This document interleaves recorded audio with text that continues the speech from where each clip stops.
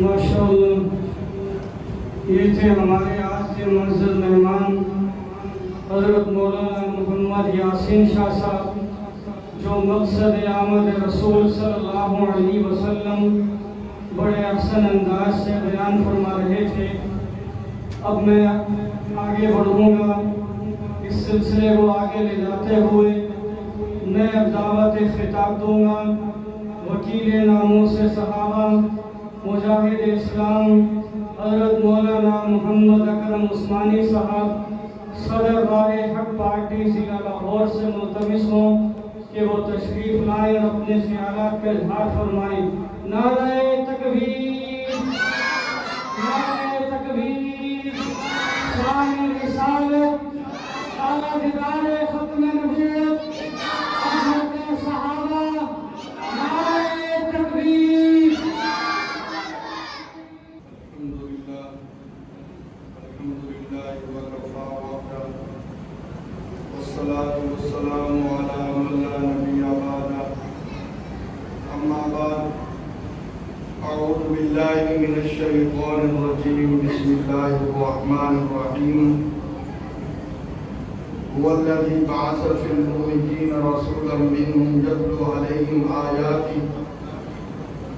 وقال الله تبارك وتعالى في مقام آخر: ما آتاكم الرسول فخذوه وما نهاكم عنه فانتهوا واتقوا الله۔ صدق الله العظيم۔ إن الله وملائكته يصلون على النبي يا أيها الذين آمنوا صلوا عليه وسلموا تسليما۔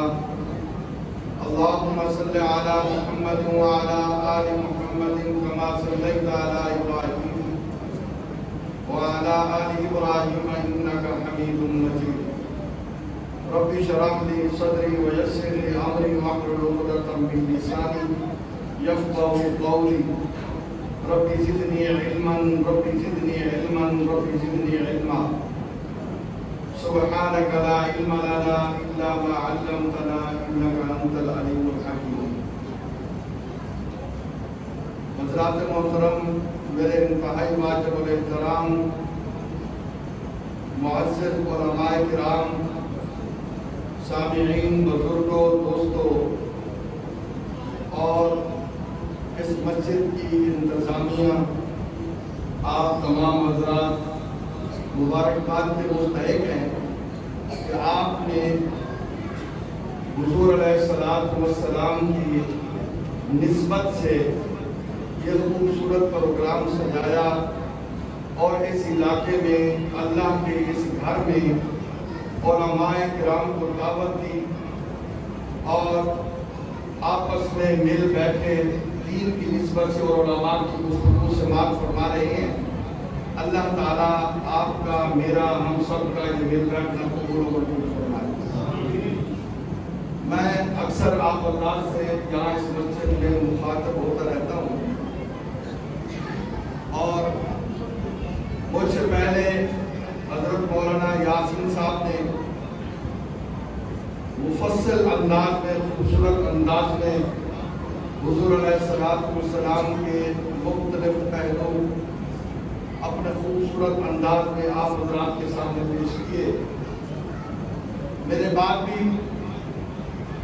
قائد لاہور حضرت مولانا حافظ حسین احمد صاحب، صدر سنی علماء کونسل ضلع لاہور تشریف فرمائے، اور پھر استاد العلماء شیخ التفسیر والحدیث حضرت مولانا ابو عبید مولانا خالد حسین صاحب دامت برکاتہ العالیہ، وہ بھی تشریف لا چکے ہیں۔ ان کے بھی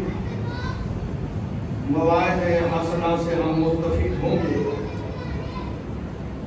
میں صرف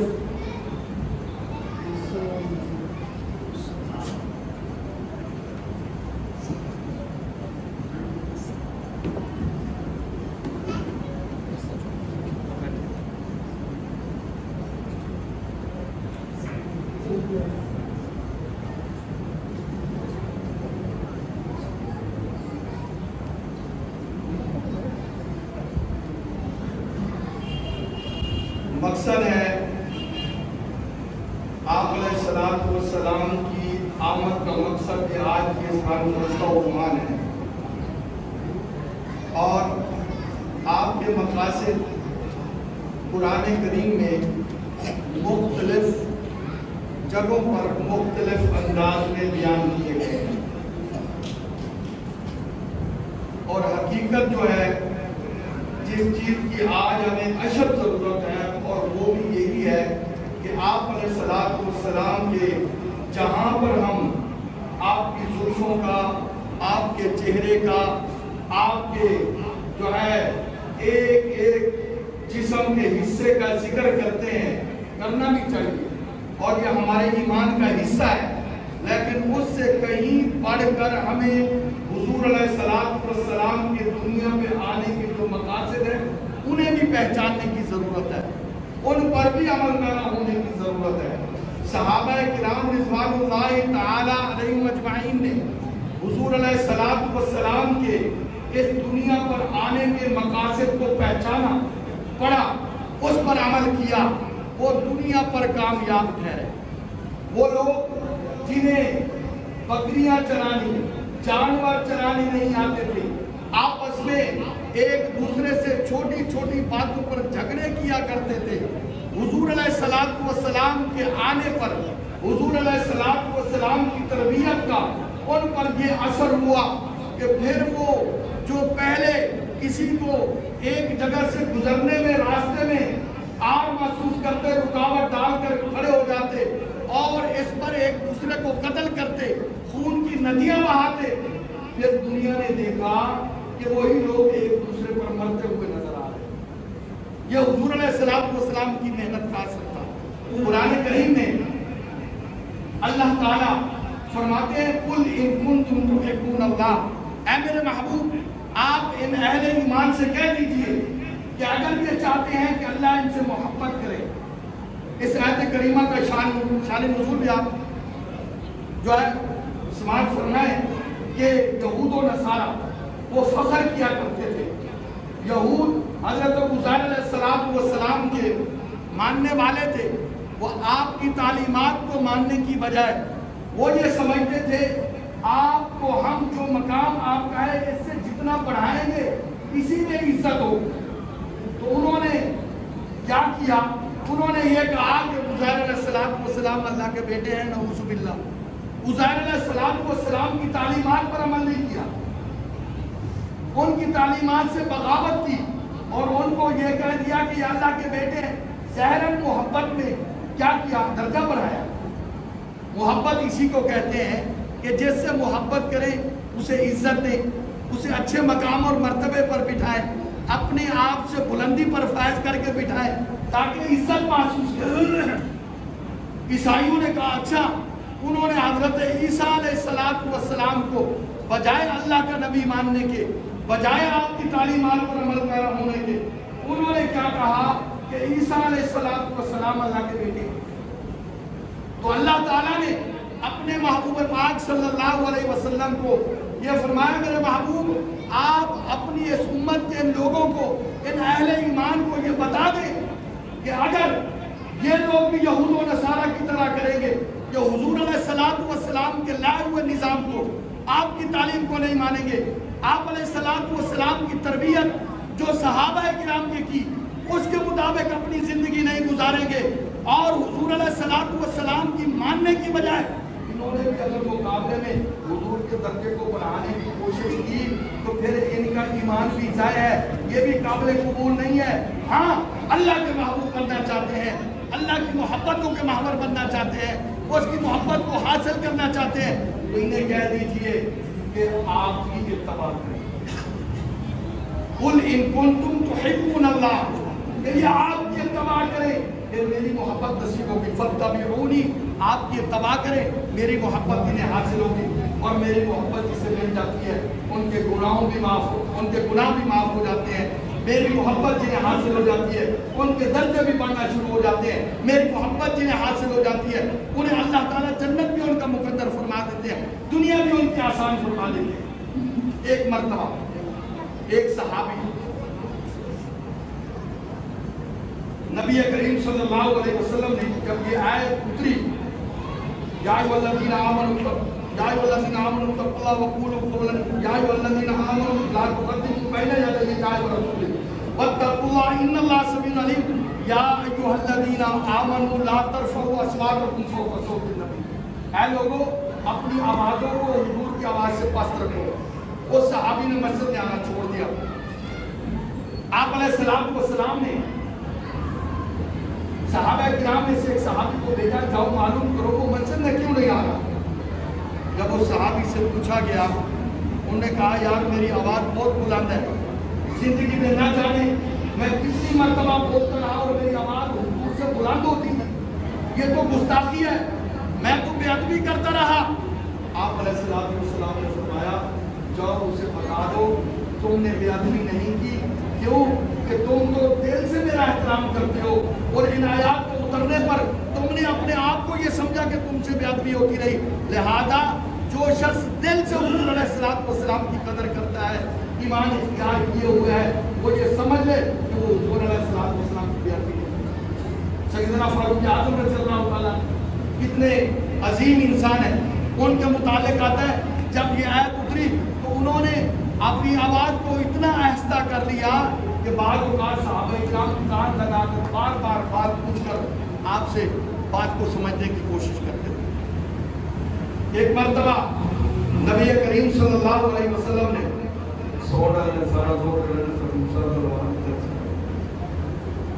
ایک مرتبہ نبی کریم صلی اللہ علیہ وسلم نے فرمایا سارے ایمان والے جنت میں جائیں گے مگر وہ جس نے انکار کیا۔ صحابہ نے کہا یا رسول اللہ انکار کرنے والا کون ہے؟ حضور نے فرمایا وہ کہ جس نے میری اتباع کی۔ آج ہم دیکھیں ہم میں سے ہر ایک یہ دعویٰ کرتا ہے کہ مجھے حضور علیہ السلام سے محبت ہے، میرے ماں باپ قربان حضور پر، میری دولت قربان، میری اولاد قربان، لیکن جب تقاضا کیا جائے کہ حضور کی سنت کو اپنے چہرے پہ سجاؤ، ہم اس کے لیے تیار نہیں ہیں۔ جب تقاضا کیا جائے نماز کے فرض ہے اور آپ علیہ السلام نے فرمایا قرۃ عینی میری آنکھوں کی ٹھنڈک ہے اور یہ ہر حال میں فرض ہے، ہم کہتے ہیں میری دکان، میرا مکان، میرا کاروبار۔ جب مطالبہ کیا جاتا ہے کہ سود اللہ سے اعلان جنگ ہے، ارے اللہ کے بندوں یہ چھوڑ دو، ہم کہتے ہیں یہ میری مجبوری ہے۔ جب تقاضا کیا جائے کہ جھوٹ نہ بولو، آپ علیہ السلام نے فرمایا جھوٹ بولنے والا مسلمان نہیں ہو سکتا، مسلمان میں ہر عیب ہو سکتا ہے لیکن جھوٹ نہیں بول سکتا۔ ہم کہتے ہیں اس کے بغیر ہمارا گزارا نہیں ہے۔ قرآن کہتا ہے کام نہ تولو، یہ حضور کی تعلیم ہے، ہم کہتے ہیں اگر کام نہ تولے تو کہاں سے کرے، گزارا کہاں سے ہوگا؟ قرآن کہتا ہے ملاوٹ نہ کرو، ہم کہتے ہیں ملاوٹ نہ کرے۔ عقیدے کے اندر، ایمان کے اندر، عبادت کے اندر، خیرات کے اندر، صدقے کے اندر، نیکی کے ہر کام میں ہم نے ملاوٹ کر دی ہے۔ مانگنے والے کا نظریہ بھی بنا دیا ہے، وہ بھی جب مانگتا ہے تو کہتا ہے نظر اللہ نیاز ہے اسے، نظر بھی اللہ کی ہوتی ہے، نیاز بھی اسی کی ہوتی ہے۔ ساری ہستیاں متبرک ہیں، ہمارے سر کا تاج ہے، ہماری آنکھوں کا سرما ہے، ہمارے دل کا سکون، چین اور سرور ہے، لیکن جو مقام جس کا ہے اس کو وہی مقام دے۔ تو میرے بھائیوں، آج امت کے زوال کا سب سے بڑا سبب یہی ہے کہ ہم حضور کی سیرت کے تذکرے کرتے ہیں، سبحان اللہ، ماشاءاللہ، واہ واہ کہتے ہیں، لیکن حضور علیہ السلام کی سنت کو اپنانا، آپ علیہ السلام کی تعلیمات کو اپنانا، قرآن کریم یہ کہہ رہا ہے کہ آپ علیہ السلام کا مقصد تمہارا تزکیہ کرنا ہے، تمہیں قرآن کی تعلیم دینا ہے، تمہیں زیور تعلیم سے آراستہ کرنا ہے، شرک اور بدعات سے بچانا ہے اور اللہ کی محبت کا جام پلانا ہے، غیروں کے دروازے سے ہٹا کر رب کے دروازے پر لا کر تمہاری زمین کو جھکانا ہے۔ اگر ہم جگہ جگہ پر اللہ کے غیروں کے آگے جھک رہے ہیں اور کہہ رہے ہیں ہمیں حضور علیہ السلام سے محبت ہے، تو ہمیں حضور سے محبت نہیں ہے۔ ہم اپنی چاہت کے مطابق زندگی گزار کر اللہ سے جنت کے سرٹیفکیٹ حاصل کرنا چاہتے ہیں، ہم بغاوت کی زندگی گزار کر حضور کی محبت کا سرٹیفکیٹ حاصل کرنا چاہتے ہیں، ہم جھوٹ کی زندگی گزار کر اللہ تعالیٰ سے اس کی جنت کو حاصل کرنا چاہتے ہیں۔ میرے بھائیوں، یہ کبھی نہیں ہوگا جب تک ہمارا عقیدہ ایمان اعتقاد ابو بکر والا نہیں ہوگا، صحابہ والا نہیں ہوگا۔ سیدنا صدیق اکبر رضی اللہ تعالیٰ عنہ نے جب حضور نے فرمایا نا مجھے 3 چیزیں پسند ہے، تو انہوں نے بھی کھڑے ہو کے کہا یا رسول اللہ مجھے بھی 3 چیزیں پسند ہے۔ یہ ہے کہ جیسے صحابہ حضور کی پسند ڈھونڈتے تھے، حضرت علی نے، حضرت عثمان نے، حضرت فاروق اعظم نے بھی بتایا، آج ہمیں بھی کوشش کرنی چاہیے کہ میری زندگی میں عمل اور کردار وہ ہونا چاہیے جو حضور نے پسند کیا۔ سیدنا صدیق اکبر نے فرمایا یا رسول اللہ مجھے بھی 3 چیزیں بڑی پسند ہیں، مال میرا ہو، اشارے آپ کے ہو، لٹاتا رہوں، بیٹی میری ہو، نکاح آپ کے میں ہو، مجھے بڑا پسند ہے۔ یا رسول اللہ مجھے یہ بھی پسند ہے کہ چہرہ آپ کا ہو، دیکھتا رہوں، یہ مجھے بڑا پسند ہے۔ علماء نے لکھا ہے صدیق اکبر کی اس ایک بات نے یہ جو جملہ ہے سمندر کو کوزے میں بند کر دیا ہے کہ چہرہ آپ کا ہو، نظر میری ہو، دیکھتا رہوں۔ مطلب کیا تھا؟ یا رسول اللہ میں چلوں تو آپ کو دیکھ کر، میں بیٹھوں تو آپ کو دیکھ کر، میں پیوں تو آپ کو دیکھ کر، میں کھاؤں تو آپ کو دیکھ کر، میں بولوں تو آپ کو دیکھ کر، میں دیکھوں تو آپ کو دیکھ کر، میرا جہاد آپ کی طرح ہو، میری نماز آپ کی طرح ہو، میری سخاوت آپ کی طرح ہو، میری عبادت آپ کی طرح ہو، میری سیاست، میری حکومت، میری خدمت آقا وہ ہو جو آپ کرتے جا رہا، آپ کو دیکھ کر آپ کے پیچھے کرتا رہو۔ میرے بھائیو آج ہمیں اس کردار کی ضرورت ہے۔ استاد محترم تشریف فرما ہے، علماء بیٹھے ہیں، میں اتنا کہوں گا، ہاتھ جوڑ کر کہوں گا، واہ واہ کرنے کی بجائے، تذکرے سن کر مزے لینے کی بجائے، آئیے آج جن مشکلات میں ہم پھنسے ہوئے ہیں ان سے نکلنے کا ایک ہی راستہ ہے کہ اللہ سے جو اعلان بغاوت ہم نے کیا ہوا ہے، سنت سے جو راہ فراز اختیار کیا ہوا ہے، حضور علیہ السلام کی سنت کا مذاق اڑانا یہ ہمارا شیوا بن چکا ہے۔ لوگ یہ سمجھتے ہیں میں نمازی بن جاؤں گا، میں سنت کو چہرے پہ سجاؤں گا، میں سنت کے مطابق بیٹے کی شادی کروں گا، میں سنت کے مطابق تجارت کروں گا، میں دنیا سے کٹ جاؤں گا، دنیا تو مجھ سے آگے نکل جائے گی۔ ارے دنیا کے ساتھ ملتے ملتے ملتے ہم کہاں چلتے ہیں؟ اور اللہ کی رسی کو مضبوطی سے تھامنے والے ہمارے قریب ملک میں دیکھ لیں، ساری دنیا مل کر انہیں مٹانے آئی، ساری دنیا مل کر انہیں مٹانے آئی، لیکن انہوں نے کیا کہا؟ ہم جس اللہ کو مانتے ہیں اسی کی مدد اور نصرت پر، اسی کے وعدے پر یقین رکھتے ہیں۔ یہ دنیا ہمارے سامنے مٹی کے ذرے ہیں، ان کے بم، ان کے جہاز، ان کی فوجیں ہمارے سامنے کوئی حیثیت نہیں رکھتی۔ میرے بھائیوں دنیا نے دیکھا ہے، ساری دنیا مل کر آئی جنہیں بے وقوف کہہ رہی تھی، آپ نے اور میں نے اپنی زندگی میں دیکھا 15 سے 20 سال کے اندر اس دنیا کی سپر پاور طاقت کو بمانا اس کے اتحادیوں کے اللہ نے زمین کو رسوا کر دیا ہے اور انہیں سرخرو کر دیا۔ اور پھر صرف یہی نہیں، جو لوگ یہ کہتے تھے نا کہ یہ پتھر کے دور میں چلے جائیں گے،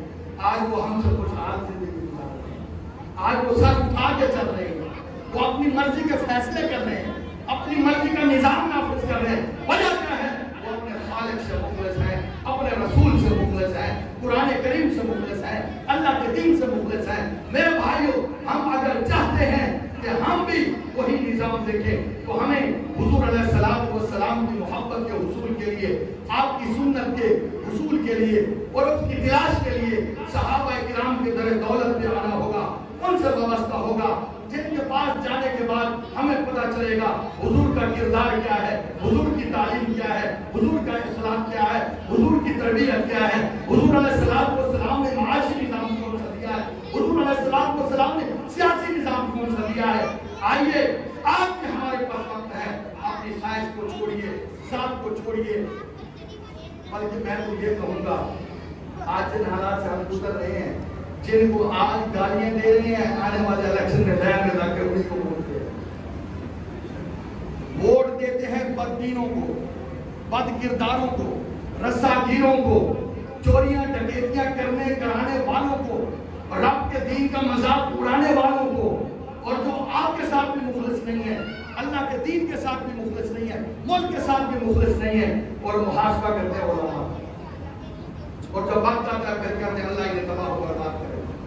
جب پھر ووٹ دینے کا وقت آتا ہے لائن میں لگ کے انہیں کو دیتے ہیں۔ میرے بھائیوں کچھ سوچئے، کچھ فکر کیجئے، اپنا احساس کیجئے، ہمیں کہاں جانا تھا، ہم کہاں جا رہے ہیں، ہماری منزل کہاں تھی، ہم کہاں پہ کھڑے ہیں، ہم نے کس موڑ پہ جانا تھا، کس گاڑی پہ سوار ہونا تھا، کس راستے پہ جانا تھا، کس گاڑی پہ سوار ہو گئے۔ یہ سبھی تب ملے گا جب صحابہ کے در دولت سے وابستہ ہوں گے، صحابہ کی عزت و عظمت ہمارے دلوں میں ہوگی، صحابہ کی محبت کے ترانے ہماری زبان پر ہوں گے، اور دنیا کو یہ ہم بتائیں گے کہ یہ وہ لوگ ہیں جنہوں نے حضور سے،